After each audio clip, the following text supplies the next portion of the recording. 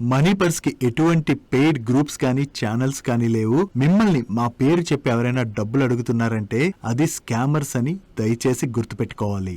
Good evening money persons, welcome to daily money show number 1224. ఈ రోజు daily money షోలో important topics విషయంకి వచ్చేసరికి last 1 year లో investors కి గోల్డ్ అండ్ సిల్వర్ రెండు కూడా చాలా మంచి రిటర్న్స్ డెలివర్ చేశాయి కదా. ఈ ఇయర్ లోని కాపర్ లో కూడా ఇటువంటి ఆపర్చునిటీ కనపడుతున్నది. ఆ ఆపర్చునిటీ వెనకాల ఉన్నటువంటి రీజన్ ఏంటి అండ్ కాపర్ ఎటువంటి రిటర్న్స్ డెలివర్ చేయొచ్చు అండ్ ఈ ఇయర్ లో గోల్డ్ అండ్ సిల్వర్ సిచ్యువేషన్ ఎలా ఉండబోతుంది అన్న విషయం డీటెయిల్ గా మాట్లాడుకుందాం. దీంతో పాటుగా నిన్న మన వీడియోలోని స్టాక్ ఆఫ్ ది డే ఐడియాని అయితే ఇంట్రడ్యూస్ చేశాం కదా. సో ఈ రోజు ఆ interesting stock of the day ఏంటన్నది కూడా డిస్కస్ చేసుకుందాం. వీటితో పాటు డొనాల్డ్ ట్రంప్ వెనిజులా పైన అటాక్ చేయడానికి వెనకున్నటువంటి రీజన్ గురించి నిన్న వీడియోలో డీటెయిల్ గా మాట్లాడుకున్నాం కదా. ఇప్పుడు డొనాల్డ్ ట్రంప్ మరొక కంట్రీ పైన కూడా అటాక్ చేసే అవకాశాలు కనిపిస్తున్నాయి. సో ఆ అటాక్ ఎందుకు చేయొచ్చు అండ్ దీని వలన జియో పొలిటికల్ ఇష్యూస్ ఎలా టర్న్ అవుతాయి అండ్ మన పైన ఇంపాక్ట్ ఏ విధంగా ఉండబోతుంది, వీటన్నిటి గురించి కూడా ఈ రోజు వీడియోలో డీటెయిల్ గా మాట్లాడుకుందాం. Let's start today's daily money show. ముందుగా మార్కెట్ అప్డేట్ చూసినట్లయితే ఈ రోజు సెషన్ లో సెన్సెక్స్ 376 పాయింట్స్ కరెక్ట్ అయ్యి 85,063 పాయింట్స్ కి క్లోజ్ అయినట్లయితే నిఫ్టీ 71 పాయింట్స్ కరెక్ట్ అయ్యి 26,178 పాయింట్స్ కి క్లోజ్ అయింది. అండ్ ఈ రోజు సెషన్ లో మిడ్ క్యాప్ ఇండెక్స్ 0.2% కరెక్ట్ అయినట్లయితే స్మాల్ క్యాప్ ఇండెక్స్ 0.39% కరెక్ట్ అయింది అండ్ బ్యాంక్ నిఫ్టీ 0.12% పెరిగింది. అండ్ ఈ రోజు నిఫ్టీని మెయిన్ రిలయన్స్ స్టాక్ ఎక్కువగా ట్రాక్ చేసింది. రిలయన్స్ స్టాక్ ఏకంగా 102 పాయింట్స్ వరకు కూడా నిఫ్టీని ట్రాక్ చేయడం జరిగింది. ఈ రిలయన్స్ స్టాక్ లో ఇంత ప్రెషర్ ఎందుకు కనపడింది అన్నది మనం నెక్స్ట్ మాట్లాడుకుందాం. దీంతో పాటు నిన్న హెచ్డిఎఫ్సి బ్యాంక్ వాళ్ళు వాళ్ళ బిజినెస్ అప్డేట్ ని రిలీజ్ చేశాక దాని గురించి మనం మాట్లాడుకున్నాం కదా. అప్పటి నుంచి హెచ్డిఎఫ్సి బ్యాంక్ స్టాక్ అయితే కరెక్ట్ అవుతుంది. అండ్ ఈ రోజు సెషన్ లో హెచ్డిఎఫ్సి బ్యాంక్ అండ్ అలాగే ట్రెంట్ వాళ్ళు కూడా వాళ్ళ బిజినెస్ అప్డేట్ రిలీజ్ చేశారు. సో హెచ్డిఎఫ్సి బ్యాంక్, ట్రెంట్ కూడా ఈ రోజు సెషన్ లోని నిఫ్టీని బాగానే డ్రాగ్ చేశాయి. అండ్ మార్కెట్ రిలేటెడ్ గా మాట్లాడుకోవాలంటే కొన్ని ఇంపార్టెంట్ న్యూసెస్ గురించి మనం డిస్కస్ చేసుకోవాలి. నిన్న వీడియోలోని మనం క్లియర్ గా మాట్లాడుకున్నాం కదా. యుఎస్ వెనిజులా పైన అటాక్ చేసి వెనిజులాని వాళ్ళ కంట్రోల్లోకి కంప్లీట్ గా తీసుకుంది. దాని వలన యుఎస్ కి వచ్చేటువంటి బెనిఫిట్ ఏంటి, వీటన్నిటి గురించి మాట్లాడుకున్నాం కదా. నో వెనిజులా తర్వాత యుఎస్ వేరియస్ కంట్రీస్ కి అయితే వార్నింగ్స్ అయితే ఇస్తుంది. దీనిలో భాగంగా ట్రంప్ మాట్లాడుతూ గ్రీన్ ల్యాండ్ ని కూడా కంట్రోల్లోకి తీసుకోవాల్సినటువంటి అవసరం ఎంతైనా ఉన్నది. ఈ గ్రీన్ ల్యాండ్ మనం చూసాం అనుకోండి, ఇక్కడ మినరల్స్ చాలా ఎక్కువగా ఉంటాయి, కానీ వీళ్ళ మినరల్స్ రిలేటెడ్ గా మేము చూడట్లేదు. మెయిన్ ఇక్కడ నేషనల్ సెక్యూరిటీ అంశంలోనే గ్రీన్ ల్యాండ్ ని కూడా కంట్రోల్లోకి తీసుకోవాల్సినటువంటి అవసరం ఉన్నది. అంటే యుఎస్ లోకి ఏ కంట్రీ నుంచి డ్రగ్స్ వస్తున్నా లేదా యుఎస్ కి ఏ కంట్రీ నుంచి థ్రెట్ ఉన్నా కూడా అటువంటి నైబర్ కంట్రీస్ అన్నిటిని కూడా కంట్రోల్లోకి తీసుకోవాలన్నట్టుగా డొనాల్డ్ ట్రంప్ దగ్గర నుంచి వస్తున్నటువంటి స్టేట్మెంట్స్ ని బట్టి మనం అర్థం చేసుకోవచ్చు. ఈవెన్ గ్రీన్లాండ్ అనే కాదు, మెక్సికో రిలేటెడ్ గా ఇటువంటి స్టేట్మెంట్స్ చేశారు. అండ్ అలాగే కొలంబియా ప్రెసిడెంట్ పైన కూడా డొనాల్డ్ ట్రంప్ దగ్గర నుంచి ఇటువంటి స్టేట్మెంట్స్ వచ్చాయి కదా. దీంతో కొలంబియా ప్రెసిడెంట్ డొనాల్డ్ ట్రంప్ చేసినటువంటి స్టేట్మెంట్స్ కి రెస్పాండ్ అవుతూ మేమే ఇక్కడ డ్రగ్స్ తయారు చేస్తున్నాం, డ్రగ్స్ ని సప్లై చేస్తున్నాం అన్నట్టుగా డొనాల్డ్ ట్రంప్ చాలా తప్పుగా మాట్లాడుతున్నారు. అండ్ అంతేకాకుండా మా కంట్రీని ఆధీనంలోకి తీసుకుంటాం అన్నట్టుగా డొనాల్డ్ ట్రంప్ స్టేట్మెంట్స్ అయితే ఉన్నాయని చెప్పి ఆయన చెప్తూ డొనాల్డ్ ట్రంప్ ఒక వార్నింగ్ కూడా ఇచ్చారు. నేను ఇక్కడే ఉన్నా, నా కంట్రీలోనే ఉన్నా, దమ్ముంటే వచ్చి పట్టుకో అన్నట్టుగా ఆయన డొనాల్డ్ ట్రంప్ కి రిప్లై ఇవ్వడం జరిగింది. సో అటు నుంచి ఎలాంటి రెస్పాన్స్ అయినా రానివ్వండి, కానీ యుఎస్ తోని ఈ కంట్రీస్ ఫైట్ చేయగలవా అంటే వెరీ టఫ్ అది. ఎందుకంటే ఇవి చిన్న చిన్న కంట్రీస్ కదా. సో యుఎస్ తో నిజంగా ఫైట్ చేయగలవా అంటే ఫైట్ చేయలేవు. సో ప్రెసెంట్ యుఎస్ లోకి డ్రగ్స్ ఎక్కువగా వచ్చేస్తుండడంతో ఈ కంట్రీస్ అన్నిటిని కూడా డొనాల్డ్ ట్రంప్ అటాక్ చేస్తున్నారు. కాకపోతే వెనిజులాని వాళ్ళ కంట్రోల్లోకి తీసుకున్నట్టుగా రిమైనింగ్ కంట్రీస్ ని కూడా కంట్రోల్లోకి తీసుకుంటారా లేదా అన్నది మనం చూడవలసి ఉన్నది. ఒకవేళ అలా కంట్రోల్లోకి తీసుకున్నా కూడా దానివల్ల మన పైన ఇంపాక్ట్ పడుతుంది అంటే యాజ్ ఆఫ్ నో చూసినట్లయితే దానివల్ల మన ఇండియన్ మార్కెట్ పైన అయితే పెద్దగా ఎటువంటి ఇంపాక్ట్ కూడా ఉండదు. Now coming to the important topic of the video, copper. So copper గురించి ఆపర్చునిటీ మనం మాట్లాడుకునే ముందు ఏ మెటల్ ప్రైస్లైనా పెరగాలన్నా తగ్గాలన్నా దాని వెనకాల ఉన్నటువంటి రీజన్స్ ఏముంటాయి? ఆ మెటల్ రిలేటెడ్ గా డిమాండ్ బాగా పెరిగి సప్లై తగ్గిందనుకోండి, ఏమవుతుంది? దాంతో ఆ మెటల్ ప్రైస్లు అమాంతం పెరుగుతాయి. ఒకవేళ అదే మెటల్ డిమాండ్ అన్నది తగ్గి సప్లై ఎక్కువగా పెరిగింది అనుకోండి, అంటే ఓవర్ సప్లై ఉన్నది అనుకోండి, ఆబ్వియస్ గా మెటల్ ప్రైస్లు కరెక్ట్ అవుతాయి కదా. సో ఇదే మనం లాస్ట్ 1 to 2 years గా చూస్తున్నాం. గోల్డ్ ఫస్ట్ ఎందుకు పెరిగింది? Because various central banks continuous గా గోల్డ్ ని బై చేస్తుండడంతో గోల్డ్ రిలేటెడ్ గా డిమాండ్ అమాంతం పెరిగింది. సో గోల్డ్ రిలేటెడ్ గా డిమాండ్ అంతలా పెరగడంతో గోల్డ్ ప్రైస్ లోని మనం మంచి అప్టిక్ చూసాం. అండ్ గోల్డ్ తర్వాత సిల్వర్ విషయంకి వచ్చేసరికి సిల్వర్ యూసేజ్ అన్నది వేరియస్ ఇండస్ట్రీస్ లోని పెరగడం, దాంతో పాటుగా సప్లై షార్టేజ్ ఏర్పడడంతో మనకి లాస్ట్ 1 year గా సిల్వర్ ప్రైస్లు కంటిన్యూస్ గా పెరిగిన తర్వాత రీసెంట్ గా సిఎంఈ వాళ్ళు ఈ సిల్వర్ రిలేటెడ్ గా మార్జిన్ రిక్వైర్మెంట్ ఏదైతే ఉన్నదో అది పెంచే గనక కొంత సిల్వర్ ప్రైస్లు కరెక్ట్ అయినా స్టిల్ డిమాండ్ కి తగినట్టుగా సప్లై లేకపోవడంతో సిల్వర్ ప్రైస్లు అయితే మళ్ళీ పెరుగుతున్నాయి కూడా. ఈ గోల్డ్ సిల్వర్ ఎలాగైతే పెరిగాయో రీసెంట్ గా మీరు అబ్జర్వ్ చేసినట్లయితే కాపర్ ప్రైస్లు కూడా అలాగే పెరుగుతున్నాయి. ఈ కాపర్ ప్రైస్లు పెరగడానికి వెనకాల కొన్ని రీజన్స్ అయితే ఉన్నాయి. వాటి గురించి మనం ఇప్పుడు మాట్లాడుకుందాం. ఫస్ట్ థింగ్, ఇయర్ 2025 లోని కాంగో మైన్ లోని ఫ్లడ్స్ ఏవైతే వచ్చాయో ఆ ఫ్లడ్స్ రావడం వలన అక్కడ కాపర్ ప్రొడక్షన్ అన్నది కొంత దెబ్బతిన్నది. ప్రొడక్షన్ దెబ్బతిని డిమాండ్ కి తగినట్టుగా సప్లై లేకపోవడం వల్ల కాపర్ ప్రైస్లు పెరగడం స్టార్ట్ అయ్యాయి. దాని తర్వాత 2025 సెప్టెంబర్ మంత్ లోని వరల్డ్ లోనే సెకండ్ లార్జెస్ట్ కాపర్ మైన్ ఇండోనేషియాలో ఉన్నది. ఇండోనేషియాలో ఉన్నటువంటి ఈ కాపర్ మైన్ లో జరిగినటువంటి యాక్సిడెంట్ వలన అగైన్ అక్కడ కూడా ప్రొడక్షన్ అన్నది దెబ్బతిన్నది. ఈ రెండు ఇన్సిడెంట్స్ తోని కాపర్ ప్రైస్ పెరిగింది కదా. నిన్న రాత్రి మీరు అబ్జర్వ్ చేసినట్లయితే ఒక్కసారి కాపర్ ప్రైస్లు మళ్ళీ పెరిగాయి. ఈ కాపర్ ప్రైస్లు పెరగడానికి రీజన్ ఏంటంటే చీలీలో ఉన్నటువంటి కాపర్ మైన్ లోని స్ట్రైక్స్ అయితే మొదలయ్యాయి. ఇక్కడ స్ట్రైక్ మొదలైందన్న న్యూస్ రావడంతో అగైన్ కాపర్ ప్రొడక్షన్ అన్నది తగ్గచ్చు. ఆల్రెడీ డిమాండ్ అయితే లాస్ట్ ఇయర్ లో బాగా పెరిగింది. ఇక్కడ కూడా ప్రొడక్షన్ తగ్గడం వలన సప్లై అన్నది తగ్గింది అనుకోండి, ఏమవుతుంది, డిమాండ్ కి తగినట్టుగా సప్లై అయితే ఉండదు కదా. డిమాండ్ కి తగినట్టుగా సప్లై ఉండదన్న కన్సర్న్స్ తోనే నిన్న నైట్ అగైన్ కాపర్ ప్రైస్లు అన్నవి పెరిగాయి. వీటితో పాటు 2026 లోని డొనాల్డ్ ట్రంప్ ఈ కాపర్ రిలేటెడ్ గా టారిఫ్స్ అవి తీసుకురావచ్చు అని చెప్పి ఏవైతే న్యూస్లు ఉన్నాయో వాటితో కూడా కాపర్ రిలేటెడ్ గా డిమాండ్ అన్నది చాలా ఎక్కువగా కనిపిస్తుంది. ఆ డిమాండ్ పెరిగిపోవడంతో మనకి ప్రైస్ అన్నది కంటిన్యూస్ గా పెరుగుతుంది. ఒకవేళ ఇదే డిమాండ్ ఇలా కంటిన్యూ అయిందనుకోండి కాపర్ రిలేటెడ్ గా ఫర్దర్ గా కూడా ఇయర్ లో కాపర్ ప్రైస్ లోని మనం ఇక్కడి నుంచి కూడా మంచి ర్యాలీయే చూసేటువంటి అవకాశం ఉంది. కాకపోతే ఇక్కడ మనం మరొకటి కూడా గుర్తుపెట్టుకోవాలి, డిమాండ్ కి తగినట్టుగా సప్లై కనుక మీట్ అయింది అనుకోండి అప్పుడు ప్రైస్ మరి అంత పెరగకపోవచ్చు. కానీ సప్లై ఇలాగే ఉండి డిమాండ్ కనుక కంటిన్యూస్ గా పెరుగుతున్నట్లయితే ఫర్దర్ గా కూడా మనం కాపర్ ప్రైస్ లో ఈ ఇయర్ లోని అప్టిక్ చూసేటువంటి అవకాశం అయితే ఉన్నది.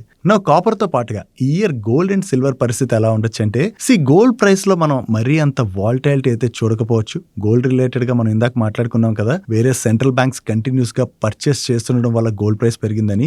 సెంట్రల్ బ్యాంక్స్ దగ్గర నుంచి ఇటువంటి డిమాండే ఒకవేళ కంటిన్యూ అయితే ఫర్దర్ గా గోల్డ్ ప్రైస్ పెరగచ్చు. కానీ మరి ప్రీవియస్ గా పెరిగినంత ప్రైస్ అయితే పెరగకపోవచ్చు. బట్ ఎవరు కూడా ఇంతే పెరగచ్చు ఇంత పడచ్చు అని చెప్పలేం. బట్ గోల్డ్ ప్రైస్ పెరిగినా కూడా గోల్డ్ ప్రైస్ లో మరీ అంత వాలటైలిటీ అన్నది కనపడదు. అంటే పెరగడం, షార్ప్ గా పడడం ఇటువంటివి అయితే కనపడవు. కొంచెం కొంచెంగా పెరుగుతూ వెళ్తుంది, పడినప్పుడు కూడా కొంచెం కొంచెంగా పడుతుంది. బట్ సిల్వర్ విషయంకి వచ్చేసరికి మనం ప్రీవియస్ గా కూడా మల్టిపుల్ టైమ్స్ మాట్లాడుకున్నాం, silver is most volatile metal. ఎంత కాలం వరకు సిల్వర్ లో ఈ డిమాండ్ తగినట్టుగా సప్లై అయితే షార్టేజ్ ఉంటుందో అంతవరకు సిల్వర్ ప్రైస్ లో మనం మంచి అప్టిక్కే చూడొచ్చు. అలా కాకుండా సిల్వర్ లో గనక మనకు ఒక్కసారి సప్లై బాగా పెరిగింది అనుకోండి అప్పుడు సిల్వర్ ప్రైస్ లో ఫాల్ కూడా చూసేటువంటి అవకాశం ఉంది. సిల్వర్ లో ఎవరైతే కొత్తగా ఇన్వెస్ట్ చేస్తుంటారో సిల్వర్ రిలేటెడ్ ఉన్నటువంటి ఈ రిస్క్ అయితే ఖచ్చితంగా అర్థం చేసుకోవాలి. ఎందుకంటే హిస్టారికల్లీ మీరు చూసినట్లయితే సిల్వర్ ప్రైస్లు ఎలా మూవ్ అయ్యాయి అన్నది ఒకసారి చూడొచ్చు. మీరు స్క్రీన్ మీద ఇక్కడ డిస్ప్లే చేస్తాను. అంత వాలటాలిటీ ఉంటది కాబట్టి పడినప్పుడు కూడా ఆ రిస్క్ ఉంటది అన్నది ఇన్వెస్టర్స్ అయితే క్లియర్ గా గుర్తుపెట్టుకోవాలి. I hope gold, silver and copper related ఉన్నటువంటి ఇంపార్టెంట్ ఇన్ఫర్మేషన్ మీకు ఏదైతే షేర్ చేసామో అది కనుక మీకు హెల్ప్ఫుల్ అయినట్లయితే మన వీడియోని మర్చిపోకుండా లైక్ చేయడానికి ప్రయత్నించండి. Now coming to the stock of the day. ఈ రోజు ఒకటి కాదు 2 స్టాక్స్ రిలేటెడ్ గా మనం మాట్లాడుకోవాలి. ఒకటి ఇందాకే మనం మెటల్స్ గురించి మాట్లాడుకున్నప్పుడు కాపర్ రిలేటెడ్ గా డీటెయిల్ గా మాట్లాడుకున్నాం కదా. కంటిన్యూస్ గా కాపర్ ప్రైస్లు పెరుగుతుండటంతో మనకి హిందుస్థాన్ కాపర్ స్టాక్ లోని మంచి ర్యాలీయే కనపడుతున్నది కదా. ఈవెన్ నిన్న నైట్ కాపర్ ప్రైస్లు కూడా బాగా పెరిగాయి. దాని గురించి రీజన్ ఇందాకలే మాట్లాడుకున్నాం. దాంతో ఈ రోజు సెషన్ లో హిందుస్థాన్ కాపర్ స్టాక్ లోనైతే బాగానే అప్టిక్ కనపడింది. ఒకవేళ కాపర్ డిమాండ్ ఇలాగే కంటిన్యూ అయిందనుకోండి దానివల్ల హిందుస్థాన్ కాపర్ కి బెనిఫిట్ అవుతుంది. కాబట్టి మనకి హిందుస్థాన్ కాపర్ స్టాక్ లోనైతే ఆ రియాక్షన్ కనపడేటువంటి అవకాశం ఉన్నది. హిందుస్థాన్ కాపర్ తర్వాత మనం మాట్లాడుకోవాల్సినటువంటి సెకండ్ స్టాక్ ఈ రోజు సెషన్ లో మార్కెట్ ని ఎక్కువగా ట్రాక్ చేసినటువంటి స్టాక్ ఏది? రిలయన్స్ ఇండస్ట్రీస్ కదా. ఈ రిలయన్స్ స్టాక్ కరెక్ట్ అవడానికి ఒక న్యూస్ అయితే సర్క్యులేట్ అవుతుంది. అదేంటంటే వీళ్ళ జామ్ నగర్ ఫెసిలిటీ ఉన్నది కదా, ఈ జామ్ నగర్ ఫెసిలిటీకి రష్యా నుంచి రష్యన్ ఆయిల్ కార్గోస్ అయితే వస్తున్నాయని చెప్పి బ్లూంబర్గ్ వాళ్ళు ఒక న్యూస్ పబ్లిష్ చేశారు. రష్యన్ ఆయిల్ కనుక వీళ్ళు ఎక్కువగా ఇంపోర్ట్ చేసుకున్నారనుకోండి ఏమవుతుంది? ఆల్రెడీ డొనాల్డ్ ట్రంప్ దగ్గర నుంచి కంటిన్యూస్ గా థ్రెట్స్ వస్తున్నాయి కదా, ఇండియా రష్యన్ ఆయిల్ ఇంపోర్ట్స్ ని తగ్గించుకోవాలి లేదా ఇండియా పైన ఫర్దర్ గా టారిఫ్స్ విధిస్తామని.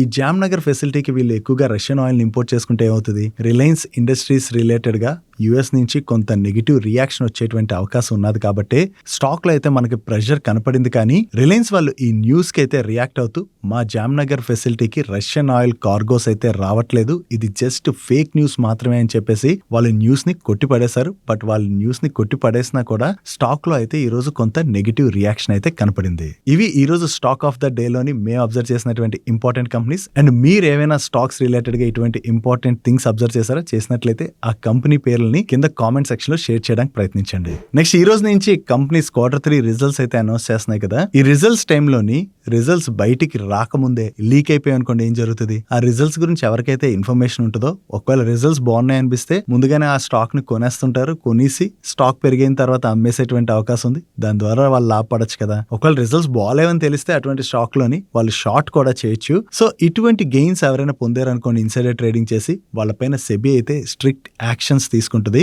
దీని గురించి మనం ఇప్పుడు ఎందుకు మాట్లాడుకుంటున్నాం అంటే, హ్యాట్సన్ అగ్రో ప్రొడక్ట్స్ ఐడియా ఉన్నది కదా. ఈ హ్యాట్సన్ అగ్రో ప్రొడక్ట్స్ లోని కీ మేనేజరియల్ పర్సన్ ఎవరైతే ఉన్నారో అతనికి తెలియకుండా ఈ కంపెనీ యొక్క Q3 నెంబర్స్ ఏవైతే ఉన్నాయో వాటిని అతని వాట్సాప్ స్టేటస్ లో upload చేసేసుకున్నారంట.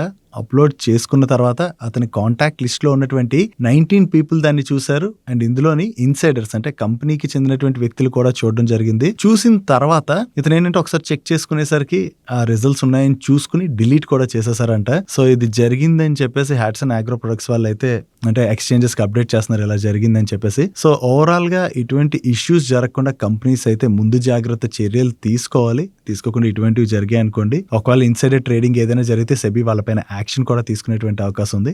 Hatsun agro products related గా మాట్లాడుకోవాలంటే యాక్చువల్లీ ఇటువంటివి జరిగినా సరే కొన్ని కంపెనీస్ ఎక్స్చేంజెస్ కి అవి అప్డేట్ చేయు. బట్ ఒక రకంగా మనం చూడాలంటే ఈ ఇష్యూని వీళ్ళు ఎక్స్చేంజెస్ కి తీసుకొచ్చారు కాబట్టి వీళ్ళది గుడ్ కార్పొరేట్ గవర్నెన్స్ కింద మనం చూడొచ్చు. బట్ ఇలా జరిగింది కదా, సెబీ ఏమైనా యాక్షన్ తీసుకుంటుందా ఏంటన్నది మనం ఫర్దర్ గా చూడవలసి ఉన్నది. నెక్స్ట్ ఐఎక్స్ రిలేటెడ్ గా మాట్లాడుకోవాలి. ఐఎక్స్ అనగానే ఇక్కడ అందరికి ఒక డౌట్ రావచ్చు, ఈ రోజు ఐఎక్స్ స్టాక్ ఇంతలా పెరిగింది కదా, దాన్నే స్టాక్ ఆఫ్ ది డే లో ఇంక్లూడ్ చేయొచ్చు కదా అని. కంప్లీట్ న్యూస్ విన్న తర్వాత ఎందుకు ఇంక్లూడ్ చేయలేదు అన్నది మీకే క్లియర్ గా అర్థం అవుతుంది. ఈ రోజు సెషన్ లో ఐఎక్స్ స్టాక్ ఇంతలా పెరిగింది కదా, సో దానికి రీజన్ మాట్లాడుకునే ముందు దాని వెనకాతల జరిగినటువంటి ఇష్యూ గురించి అయితే ప్రతి ఒక్కరికి తెలియాలి. ఎవరికైతే ఈ ఇష్యూ తెలీదో బ్రీఫ్ గా ఎక్స్ప్లెయిన్ చేస్తా, దాని సింపుల్ గా అర్థమైపోద్ది. ఈ ఐఎక్స్ వాళ్ళు ఎలక్ట్రిసిటీ ఎక్స్చేంజ్ మార్కెట్ లోని మెయిన్ మోనోపోలీ స్టేటస్ అయితే ఎంజాయ్ చేస్తున్నారు కదా. దాని తర్వాత వేరియస్ ఎక్స్చేంజెస్ వచ్చినా కూడా వీళ్ళు మార్కెట్ షేర్ అయితే కోల్పోలేదు. బట్ రీసెంట్ గా క్రెక్ అంటే సెంట్రల్ రెగ్యులేటరీ ఎలక్ట్రిసిటీ కమిషన్ వాళ్ళు దీనిలోని మార్కెట్ కప్లింగ్ ని ఇంప్లిమెంట్ చేయాలని చెప్పి ఒక ఆర్డర్ ని పాస్ చేశారు. మార్కెట్ కప్లింగ్ ని ఇంప్లిమెంట్ చేస్తే ఏమవుతుంది, అన్ని ఎక్స్చేంజెస్ లో కూడా యూనిఫామ్ ప్రైస్ డిస్కవరీ అన్నది జరుగుతుంది. సో అన్ని ఎక్స్చేంజెస్ లోని సేమ్ ప్రైస్ డిస్కవరీ జరిగినప్పుడు ఏమవుతుంది, ఓన్లీ ఐఎక్స్ దగ్గర నుంచి ఎందుకు అందరూ కొనుక్కోవాలి, వేరే ఎక్స్చేంజెస్ దగ్గర నుంచి కూడా పవర్ ని కొనుక్కోవచ్చు కదా. సో దాంతో వీళ్ళ మార్కెట్ షేర్ ని కోల్పోయేటువంటి అవకాశం ఉండడంతో ఈ నామ్ వచ్చిన దగ్గర నుంచి మనకి ఐఎక్స్ స్టాక్ లోని ప్రెషర్ కనపడింది. కాకపోతే ఈ క్రెక్ వాళ్ళ ఆర్డర్ ఏదైతే ఉన్నదో ఆ ఆర్డర్ రిలీజ్ చేయకముందే ఈ క్రెక్ లో వర్క్ చేసేటువంటి కొంతమందికి దీని గురించి అవగాహన ఉంటది కదా. సో అవగాహన ఉండడంతో ఆ ఇన్ఫర్మేషన్ ని వాళ్ళకి తెలిసిన వాళ్ళకి లీక్ చేశారు. లీక్ చేయడంతో వాళ్ళు ఏం చేశారంటే ఐఎక్స్ స్టాక్ ని వాళ్ళు ముందే షార్ట్ చేయడం జరిగింది. సో వాళ్ళు ఈ స్టాక్ ని షార్ట్ చేసిన తర్వాత క్రెక్ దగ్గర నుంచి ఎప్పుడైతే ఆర్డర్ రిలీజ్ అయిందో స్టాక్ అయితే బాగా కరెక్ట్ అయింది కదా. సో ఇంత కరెక్ట్ అయ్యేసరికి వాళ్ళు స్టాక్ లో షార్ట్ పొజిషన్స్ తీసుకోవడం వల్ల చాలా ప్రాఫిట్స్ అయితే సంపాదించారు. ఇది గమనించిన సెబీ దీని రిలేటెడ్ గా కంప్లీట్ గా ఇన్వెస్టిగేషన్ చేసి రిపోర్ట్ రిలీజ్ చేసింది. ఈ రిపోర్ట్ రిలీజ్ చేసిన తర్వాత ఐఎక్స్ వాళ్ళు ఏం చేశారంటే క్రెక్ ఇచ్చినటువంటి ఆర్డర్ సరైనది కాదు, అండ్ ఈ ఆర్డర్ రాకముందే క్రెక్ లో వర్క్ చేసేటువంటి ఎంప్లాయీస్ ఎవరైతే ఉన్నారో వాళ్ళు ఈ విధంగా తప్పు చేశారని చెప్పి ఎప్లిన్ ట్రిబ్యునల్ లోని ఐఎక్స్ అయితే అపీల్ చేసుకుంది. ఫైనల్లీ ఈ కేస్ హియరింగ్ అయితే ఈ రోజు జరిగింది. ఈ కేస్ హియరింగ్ లోని ఎప్లిన్ ట్రిబ్యునల్ వాళ్ళు ఈ కప్లింగ్ ఆర్డర్ ఏదైతే రిలీజ్ చేసిందో క్రెక్ వాళ్ళు, అది కొంతమంది అధికారులు డబ్బులు సంపాదించడానికే రిలీజ్ చేసినట్టుగా ఉన్నదని, ఈ క్రెక్ ఆర్డర్ రిలీజ్ అయ్యక ముందు ఇటువంటి తప్పులు ఏవైతే జరిగాయో వాటి రిలేటెడ్ గా కంప్లీట్ గా ఇన్వెస్టిగేషన్ కూడా చేయాల్సి వస్తుందని క్రెక్ వాళ్ళు ఈ రెగ్యులేషన్స్ ఏవైతే రిలీజ్ చేశారో అంటే మార్కెట్ కప్లింగ్ రిలేటెడ్ గా రెగ్యులేషన్స్ ఏవైతే రిలీజ్ చేశారో అవి ఇలా బయటికి వెళ్లకుండా చాలా కామ్ గా రిలీజ్ చేయవలసినటువంటివి కానీ ఇవి బయటికి వెళ్ళిపోయాయి. సో దీని రిలేటెడ్ ఇన్వెస్టిగేషన్ చేసి యాక్షన్ అయితే తీసుకోవాల్సినటువంటి అవసరం అయితే ఉన్నట్టుగా ఎప్లిన్ ట్రిబ్యునల్ కామెంట్ చేయడం జరిగింది. దాని తర్వాత ఐఎక్స్ కూడా దానికి ఎప్లిన్ ట్రిబ్యునల్ లోని రెస్పాండ్ అవుతూ even SEBI insider trading related గా ఫైండింగ్స్ రాకపోయినా కూడా కప్లింగ్ ఆర్డర్ ఏదైతే ఉన్నదో అది కరెక్ట్ ఆర్డర్ కాదని చెప్పి ఐఎక్స్ తన వాదనలు అయితే వినిపించింది. ఫైనల్లీ దీని రిలేటెడ్ గా ఇంకా ఎప్లెన్ ట్రిబ్యునల్ లోని ఫైనల్ వర్డిక్ట్ అన్నది ఏం రాలేదు. అంటే క్రెక్ వాళ్ళు ఇంపోజ్ చేసినటువంటి ఈ మార్కెట్ కప్లింగ్ ఆర్డర్ ని క్యాన్సిల్ చేయాలనో లేదా దానిపైన స్టే విధించడం దీని రిలేటెడ్ గా ఒక క్లారిటీ అయితే రాలేదు. ఈ కేస్ ని జనవరి 9th అంటే ఫ్రైడేకి ఎప్లెన్ ట్రిబ్యునల్ పోస్ట్ పోన్ చేసింది. సో ఫ్రైడే రోజున ఫైనల్ వర్డిక్ట్ ఏం వస్తుందన్నది చూడాలి. అంటే ఈ క్రెక్ రిలీజ్ చేసినటువంటి రెగ్యులేషన్ ఆర్డర్ ని ఎప్లెన్ ట్రిబ్యునల్ క్యాన్సిల్ చేస్తుందా, ఓన్లీ తప్పు చేసినటువంటి అధికారులని పనిష్ చేయాలని చెప్పి ఆర్డర్ పాస్ చేస్తుందా అన్నది మనం చూడాలి. సో ఫైనల్ వర్డిక్ట్ ఒకవేళ పాజిటివ్ అంటే ఐఎక్స్ పాజిటివ్ వస్తే మనం స్టాక్ లో మంచి పాజిటివ్ మూమెంట్ చూడొచ్చు. అలా కాకుండా ఈ మార్కెట్ కప్లింగ్ ఆర్డర్ ని కనుక క్యాన్సిల్ చేయలేదనుకోండి అగైన్ ఐఎక్స్ స్టాక్ లో ప్రెషర్ చూసేటువంటి అవకాశం ఉంది. సో ఈ ఫ్రైడే ఐఎక్స్ రిలేటెడ్ గా చాలా ఇంపార్టెంట్ డే. సో ఐఎక్స్ ఇష్యూని ఎవరైతే ట్రాక్ చేస్తుంటారో ఫ్రైడే రోజు ఈ హీరింగ్ ఉన్నదన్నది గుర్తుపెట్టుకోవాలి. సో ఇంకా ఇది 50-50 కేసు, అంటే ఫుల్ ఫ్లెజ్ గా పాజిటివ్ కాదు నెగిటివ్ కాదు కదా. సో అందుకని దీన్ని ఈ రోజు స్టాక్ ఆఫ్ ది డే లోని యాడ్ చేయలేదు. నెక్స్ట్ మహేంద్ర అండ్ మహేంద్ర వాళ్ళ XUV 700 ఈ మోడల్ ఎంత సక్సెస్ఫుల్ మోడల్ మనకు తెలుసు కదా. ఈ వెహికల్స్ కూడా బాగానే సేల్ అయ్యాయి. దీనిలో ఇప్పుడు అప్గ్రేడెడ్ వెర్షన్ అయినటువంటి XUV 7XO ని మహేంద్ర అండ్ మహేంద్ర వాళ్ళు లాంచ్ చేశారు. దీని యొక్క స్టార్టింగ్ ప్రైస్ 13,66,000 రూపీస్ అండ్ వీటి యొక్క బుకింగ్స్ జనవరి 14th నుంచి స్టార్ట్ అవుతాయి అండ్ డెలివరీస్ కూడా జనవరి 14th నుంచే స్టార్ట్ అవుతున్నట్టుగా వీళ్ళు చెప్తున్నారు. అండ్ ఈ కార్ లో వీళ్ళు వేరియస్ చేంజెస్ అయితే తీసుకొచ్చారు. ఇంటీరియర్ పరంగా కావచ్చు, ఎక్స్టీరియర్ పరంగా కావచ్చు, చాలా చేంజెస్ అయితే తీసుకొచ్చారు. సో ఈ అప్గ్రేడెడ్ వెర్షన్ కనుక హిట్ అయింది అనుకోండి వీటి యొక్క సేల్స్ కూడా బాగానే జరగచ్చు. కాబట్టి ఇది మహేంద్ర అండ్ మహేంద్ర వాళ్ళ రిలేటెడ్ గా మనం పాజిటివ్ గా చూడొచ్చు. వీటిలో ఉన్నటువంటి వేరియస్ వెర్షన్స్ అండ్ వాటి యొక్క ప్రైస్ ని మీరు ఇక్కడ స్క్రీన్ పై చూడొచ్చు. Next project consultancy services offer చేసేటువంటి PSU కంపెనీ అయిన NBCC వాళ్ళు కొత్తగా 134 crores వర్త్ కాంట్రాక్ట్స్ అయితే విన్నారు. దీనిలో 45 crores వర్త్ కాంట్రాక్ట్ వీళ్ళకి ఒరిస్సాకి చెందినటువంటి మహారాజా శ్రీరామ్ చంద్ర భాంజా డియో యూనివర్సిటీ దగ్గర నుంచి వచ్చింది. అండ్ మరొక 88 crores వర్త్ ఆర్డర్ వీళ్ళకి ఒడిస్సాకి చెందినటువంటి ఒడిస్సా స్కూల్స్ ప్రోగ్రామ్ అథారిటీ వాళ్ళ దగ్గర నుంచి రావడం జరిగింది. సో వీళ్ళు కొత్తగా ఏవైతే ఇలా కాంట్రాక్ట్స్ విన్ అవుతున్నారో దీంతో వీళ్ళ ఆర్డర్ బుక్ స్ట్రాంగ్ గా గ్రో అవుతుంది. కాబట్టి ఇది NBCC వాళ్ళ రిలేటెడ్ గా మనం పాజిటివ్ గా చూడొచ్చు.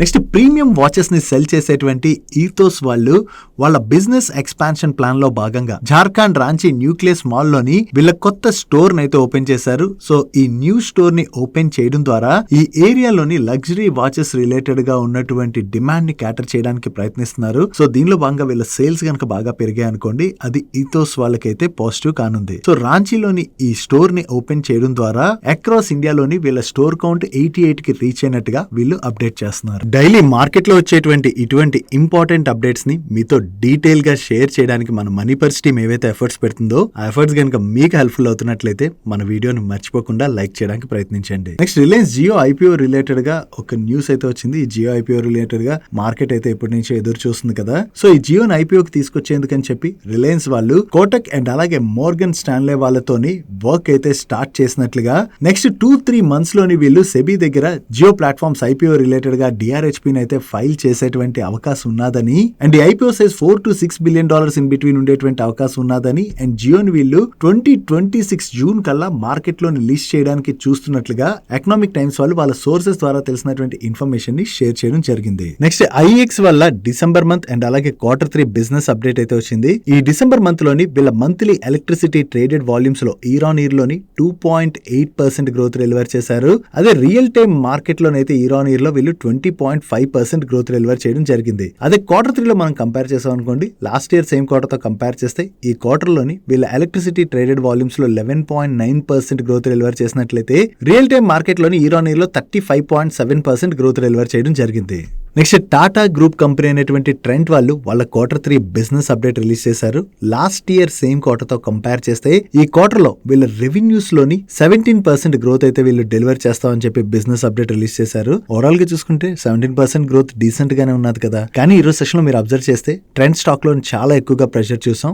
దానికి కారణం ఏంటంటే మార్కెట్ వీళ్ళ అట్లీస్ట్ 20% గ్రోత్ డెలివర్ చేయొచ్చని ఎక్స్పెక్ట్ చేసింది. అండ్ ఈవెన్ వీళ్ళ మేనేజ్మెంట్ కూడా ప్రీవియస్ గా మాట్లాడుతున్నప్పుడు ఈ ఫైనాన్షియల్ ఇయర్ లోని 20% 15% పైన గ్రోత్ డెలివర్ చేస్తామని చెప్పి గైడెన్స్ ఇచ్చారు. బట్ వీళ్ళు ఇచ్చినటువంటి గైడెన్స్ అయితే వీళ్ళు మీట్ అవ్వట్లేదు కాబట్టి ఈ రోజు సెషన్ లోని మనకి ట్రెండ్ స్టాక్ లోని అంత ప్రెషర్ కనపడింది. Now coming to the store addition, ఈ Q3 లోని వీళ్ళు 17 వెస్ట్ సైడ్ స్టోర్స్ ని యాడ్ చేసినట్లయితే 48 జూడియో స్టోర్స్ ని అయితే యాడ్ చేశారు. నెక్స్ట్ ఈ రోజు సెషన్ లోని టాటా మోటార్ స్టాక్ లోని బాగానే ప్రెషర్ కనపడింది కదా. దానికి రీజన్ ఏంటంటే టాటా మోటార్స్ వాళ్ళు వాళ్ళ Q3 JLR బిజినెస్ అప్డేట్ అయితే రిలీజ్ చేశారు. యాక్చువల్లీ వీళ్ళ jaguar and land rover unit పైన సైబర్ అటాక్ జరిగింది కదా. ఈ సైబర్ అటాక్ జరిగిన దగ్గర నుంచి కూడా ఇక్కడ ఆపరేషన్స్ అయితే కొంతకాలం నిలిచిపోయాయి. దీంతో ఈ Q3 లోని వీళ్ళ సేల్స్ అయితే బాగానే తగ్గాయి. ఓవరాల్ గా లాస్ట్ ఇయర్ సేమ్ క్వార్టర్ తో కంపేర్ చేస్తే ఈ క్వార్టర్ లోని వీళ్ళ హోల్ సేల్స్ లోని 43% డ్రాప్ కనపడుతున్నట్లయితే రీటైల్ సేల్స్ లోని 25% పైనే డ్రాప్ కనిపిస్తుంది. ఓవరాల్ గా వీళ్ళ JLR సేల్స్ ఇంతలా ఇంపాక్ట్ అవడంతో